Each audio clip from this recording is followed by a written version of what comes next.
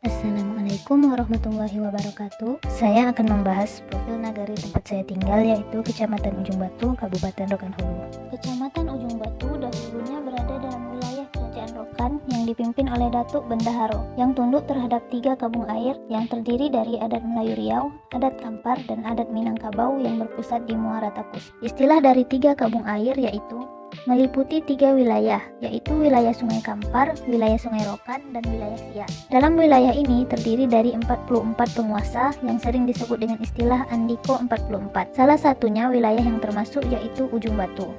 Orang tua zaman dahulu menyebut Ujung Batu sebagai Tanah Balobiah, karena dahulu Ujung Batu diapit oleh 2 kerajaan, yakni Kerajaan Kunto Darussalam dan Kerajaan Rokan Empat Koto. Kemudian berkelahilah kedua kerajaan tersebut untuk memperebutkan Ujung Batu. Karena itu Ujung Batu disebut sebagai Tanah Balobiah. Ujung Batu merupakan salah satu kecamatan yang ada di Kabupaten Rokan Hulu. Visi dari Kabupaten Rokan Hulu yaitu bertekad mewujudkan Kabupaten Rokan Hulu sejahtera melalui peningkatan pembangunan ekonomi kerakyatan, pendidikan, infrastruktur, kesehatan, dan kehidupan agamis yang harmonis dan berbudaya. Misi Kabupaten Rokan Hulu yaitu mewujudkan pengembangan ekonomi yang berbasis kerakyatan pada masyarakat pedesaan dan mendorong berkembangnya investasi untuk pengentasan kemiskinan sehingga terwujud keseimbangan pembangunan antara kecamatan dan desa antar kelompok masyarakat. Mewujudkan kualitas sumber daya manusia baik masyarakat dan aparat yang tangguh dan profesional dilandasi keimanan dan ketakwaan. Mewujudkan ketersediaan infrastruktur jalan dari desa ke kota guna membuka bagi peningkatan aksesibilitas produksi perekonomian masyarakat pedesaan. Mewujudkan masyarakat dan aparat yang sehat dengan menyediakan infrastruktur fisik dan non-fisik di perdesaan. Dan mewujudkan kehidupan yang beragama yang berlandaskan pada budaya yang saling menghormati antar etnik dan agama yang berbeda sehingga tercipta keamanan dan ketentraman. Sebagian besar masyarakat penduduk kota Ujung Batu berprofesi sebagai petani. Selain itu ada juga yang berprofesi sebagai pedagang dan ada juga sebagai pegawai pemerintahan dan pegawai swasta. Di daerah Ujung Batu terdapat sebuah gedung serbaguna yang dikenal dengan nama Lembaga Kerapatan Adat atau LKA. Gedung ini digunakan sebagai tempat untuk penyambutan tamu dari luar daerah. LKA juga digunakan sebagai tempat untuk melakukan rapat-rapat yang berhubungan dengan adat istiadat. Bangunan dari gedung LKA ini mirip seperti rumah adat yang ada di Riau. Sesuai dengan fungsinya yang digunakan untuk melaksanakan kegiatan-kegiatan adat. Adat perkawinan dalam budaya Melayu Riau.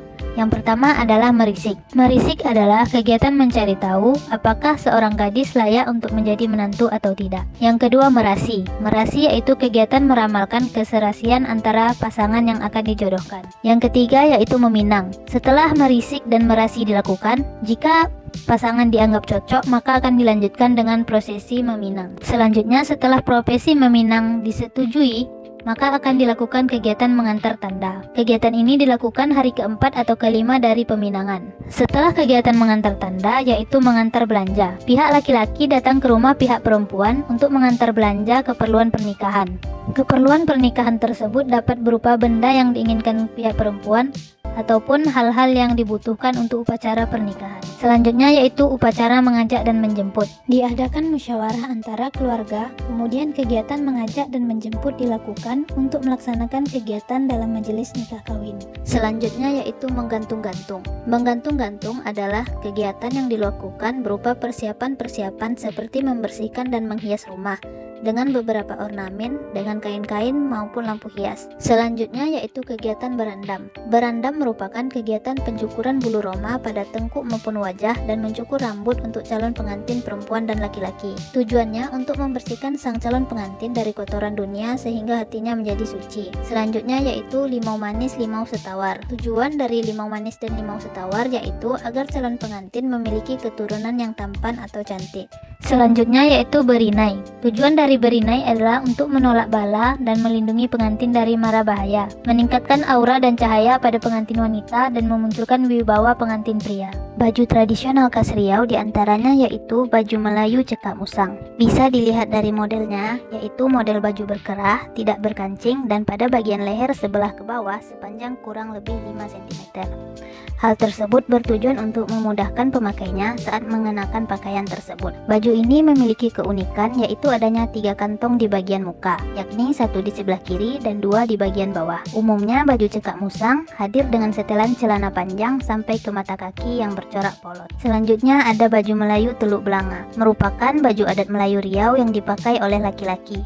Baju ini memiliki model berkerah dan berkancing dengan memakai kancing tep, kancing emas atau kancing permata. Selain itu, baju ini juga memiliki lengan baju lebar yang agak longgar dengan panjang agak menutup pergelangan tangan. Pada umumnya, baju Teluk Belanga dibuat setelan dengan celana dan terbuat dari katun atau bahan lain yang berwarna polos. Selanjutnya adalah tenun songket Riau. Tenun songket Riau memiliki corak khas yang ditenun menggunakan benang sutra dan kapas. Songket ditenun dengan diselingi tenunan motif tertentu menggunakan benang emas atau perak. Terdapat beberapa jenis songket khas Riau di mana masing-masing memiliki corak motif berbeda-beda dan umumnya berkaitan dengan tumbuhan, hewan, dan alam. Selanjutnya yaitu baju kurung khas Riau, merupakan salah satu pakaian adat Melayu Riau berupa model baju yang longgar sehingga tidak menampakkan bentuk tubuh si pemakai. Pakaian adat ini biasanya dikenakan oleh kaum perempuan segala usia. Baju ini dibuat dengan bahan kain yang bervariasi dengan motif polos dan bunga-bunga. Dalam pembuatannya juga tidak diperbolehkan menggunakan kain tipis atau tembus pandang.